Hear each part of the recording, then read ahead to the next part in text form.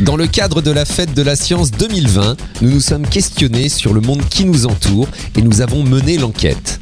Aujourd'hui, qu'est-ce que l'on trouve si l'on creuse sous nos pieds ?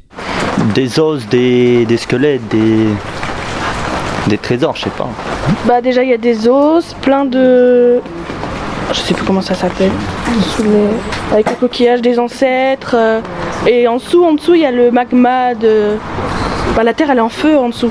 On peut trouver tout un tas de choses, de la roche, de la terre, des fossiles, du pétrole par exemple, vu que c'est dû aux fossiles et aux plantes qui sont écrasées par la pression, parce qu'en fait du coup la terre petit à petit et ça se recouvre, donc on peut trouver tout un tas de choses. On trouve l'être humain, parce que poussière redevient poussière. Et parfois on trouve de l'or aussi, des bonnes mines, des gaz et tout.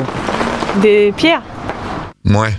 Pour en être vraiment certain, je vais recevoir. Nous sommes une association qui s'appelle La Pierre Conchoise et qui a créé aujourd'hui depuis 3 ans un musée qui s'appelle Trésor géologique de Normandie.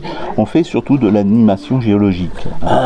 Écoutez, ici on est à Évreux. Donc on a forcément des roches. On a des roches qui sont plus ou moins anciennes. Qui contiennent effectivement des fossiles, mais aussi on a tout le plaisir aussi de trouver des grottes. Tiens, j'ai trouvé des grottes. Les grottes qui contiennent quoi ? Oh, je vous le dirai pas. Il faut trouver les grottes. Mais ici, à Évreux, par exemple, on a des grottes qui ont contenu des explosifs. Alors, quand on était gamin, c'était la grosse surprise. Non, il ne faut pas creuser n'importe où non plus. Il ne faut pas creuser n'importe où.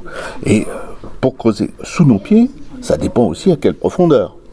Si on creuse très profond, on risque de rencontrer la lave.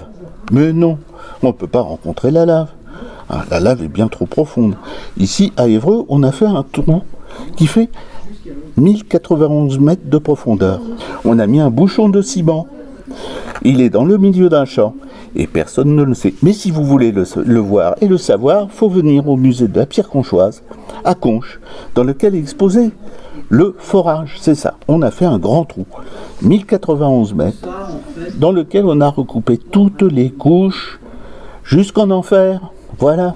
Alors par définition, la vie s'arrête assez rapidement, au moins la vie qu'on peut voir à vue d'œil. Elle s'arrête assez rapidement puisque les êtres vivants, d'une manière générale, ont besoin et d'eau et de lumière. Sauf quelques exceptions qui arrivent à s'adapter à une très faible lumière. Mais la lumière totale, c'est quand même un domaine qu'on nous-mêmes on ne maîtrise pas. Le voyage de Jules Verne sous terre, c'est un peu quelque chose de fabuleux.